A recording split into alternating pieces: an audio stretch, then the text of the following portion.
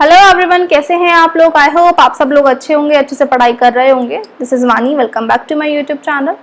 So today I am going to discuss some economic concepts. I am going to discuss what are isoquant curves. So now let's get started.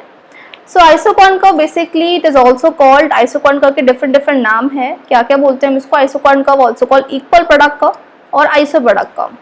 So isoquant curve क्या होते हैं? It is similar to indifference curve in the consumer chapter. ये indifference curve के जैसे ही होते हैं जो कि हमने कंज्यूमर चैप्टर में पढ़ा हुआ है। क्लास 11th माइक्रो इकोनॉमिक्स में हम पढ़ चुके हैं इस चीज को। तो ये ऐसे ही होते हैं। सो आइसोक्वांट कर्व क्या होते हैं? It refers to the curve that depict different input combinations which can produce the same level of output. यहाँ पर हम जो आइसोक्वांट कर्व पढ़ रहे हैं ये प्रोड्यूसर के पॉइंट ऑफ व्यू से पढ़ रहे हैं, और वहां पर जो हमने पीपी इंडिफरेंस कर्व पढ़ा था वो कंज्यूमर के चैप्टर में पढ़ा था। सो आइसोक्वांट कर्व क्या होते हैं? जब डिफरेंट कॉम्बिनेशन ऑफ इनपुट से जब हम यूज करते हैं हमने प्रोडक्शन में different combination of inputs, it will produce same level of output. Different combination of inputs को प्रोड्यूस लगाकर हमें सेम लेवल ऑफ आउटपुट मिलता है।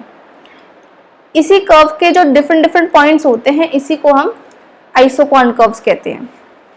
जैसे यहाँ पर लिखा हुआ है, जब हम डिफरेंट इनपुट को कॉम्बिनेशन लगाएंगे और कॉम्बिनेशन लगाकर which can produce same level of output, और हमें सेम लेवल ऑफ आउटपुट मिलेगा पूरे आइसोक्वांट कर्व के ऊपर। यही होता है हमारा आइसोक्वांट कर्व। जैसे कि यहाँ पर हमें एग्जांपल में और वी कैन सी ग्राफ में हमें दिख रहा है कि जब हमने यहाँ पर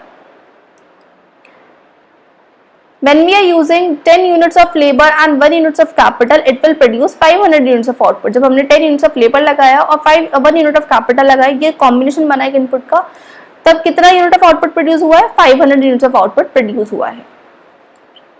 And when we are using 5 units of labor and 2 units of capital, it will also produce 500 units of output. तब भी कितना आउटपुट प्रोड्यूस हुआ है? 500। तो मतलब कि डिफरेंट कॉम्बिनेशंस को लगाकर same level of output he produce किया जा रहा है।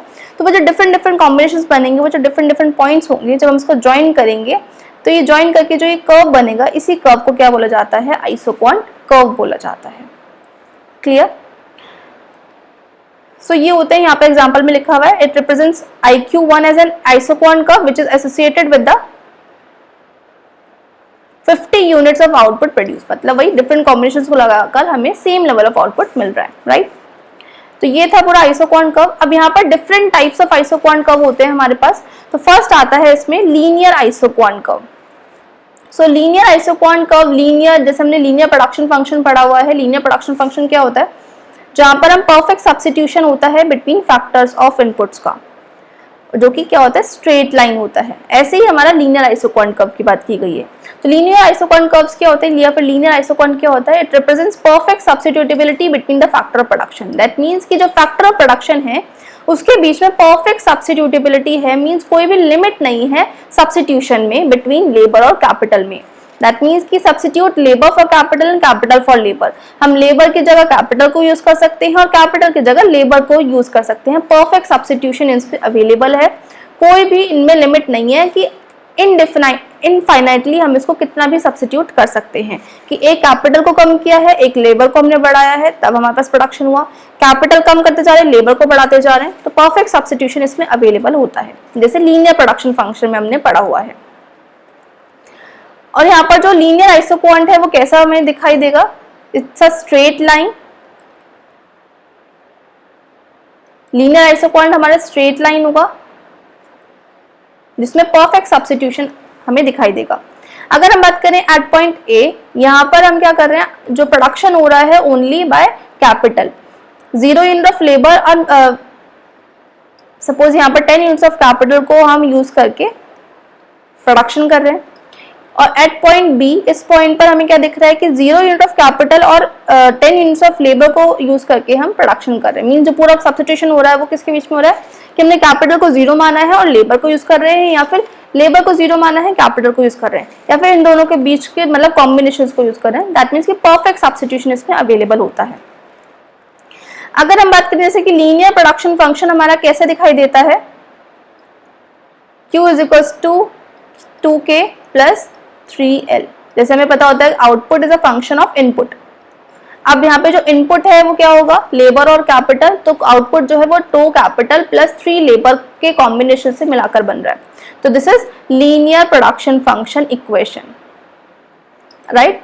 अगर हम बात करें यहाँ पे इलास्टिसिटी ऑफ सब्स्टिट्यूशन कैसा होगा, इट इज इनफाइनाइट, कि यहाँ पर कोई भी लिमिट नहीं है सब्स्टिट्यूशन में between the factor of inputs की। और इलास्टिसिटी ऑफ सब्स्टिट्यूशन मतलब क्या होता है, at what extent substitution is possible, मतलब कहाँ तक हम सब्स्टिट्यूशन कर सकते हैं बिटवीन लेबर फॉर कैपिटल और कैपिटल फॉर लेबर में। तो ये था हमारा लीनियर आइसोक्वांट की बात। नेक्स्ट आता है input output isoquants. So input output isoquants क्या होते हैं, it is similar to like Leontief production function. ये हमारा लियोनटिव प्रोडक्शन फंक्शन के जैसा होता है, मतलब कि इसके लिए सिमिलर होता है। जैसे कि हमने बात करी है लीनियर आइसोक्वांट्स में कौन सा प्रोडक्शन फंक्शन यूज किया जा रहा है, लीनियर प्रोडक्शन फंक्शन। ऐसे ही इनपुट आउटपुट आइसोक्वांट्स में हम किसका यूज कर रहे हैं, यहाँ पर जो यूज किया जाता है लियोनटिव प्रोडक्शन फंक्शन का यूज किया जाता है, जिसको इस टाइप ऑफ आइसोक्वांट को लियोनटिव आइसोक्वांट्स भी कहा जाता है। अब लियोनटिव प्रोडक्शन फंक्शन में क्या होता था, वहां पर स्ट्रिक्ट सब्स्टिट्यूशन अवेलेबल होता था, मींस कि वहां पर कोई भी सब्स्टिट्यूशन पॉसिबल नहीं होता था between labour for capital and capital for labour. ऐसे ही इनपुट आउटपुट आइसोक्वांट्स में भी कोई भी सब्स्टिट्यूशन अवेलेबल नहीं है बिटवीन फैक्टर प्रोडक्शन में, स्ट्रिक्ट सब्स्टिट्यूशन है। दैट मीन्स कि इट एज्यूम स्ट्रिक्ट कॉम्प्लीमेंट्री, कि यहाँ पर जो है कॉम्प्लीमेंट्री, स्ट्रिक्ट कॉम्प्लीमेंट्री यूज किए गई। यहाँ पर सब्स्टिट्यूशन होगा वो कैसा होगा, बिल्कुल जीरो। दैट मीन्स कि यहाँ पर हम कैपिटल फॉर लेबर और लेबर फॉर कैपिटल को सब्स्टिट्यूट नहीं कर सकते हैं। जितना हम कैपिटल यूज करेंगे उतना ही हम लेबर यूज करेंगे। सपोज 1 यूनिट ऑफ कैपिटल है तो 1 यूनिट ऑफ लेबर है, और आगे जाएंगे 1 unit of capital 2 unit of labour. तो ये हमारा जो कर्व की शेप आएगी वो कैसी होगी, एल शेप होगा। So this is a L-shaped curve. This is called Leontief isoquant, or we can say input-output isoquant. Leontief production function हमारा इस टाइप का, Leontief production function की जो इक्वेशन होती है हमारी इस टाइप की होती है, Q output is a function of labor and capital, that is min 2K and 3L. यहाँ पर जो इलास्टिसिटी है वो कितनी होगी, परफेक्ट कॉम्प्लीमेंट्री है, सब्स्टिट्यूशन अवेलेबल नहीं है, तो इलास्टिसिटी हमारी कितनी होगी, यहाँ पर 0 होगी, राइट।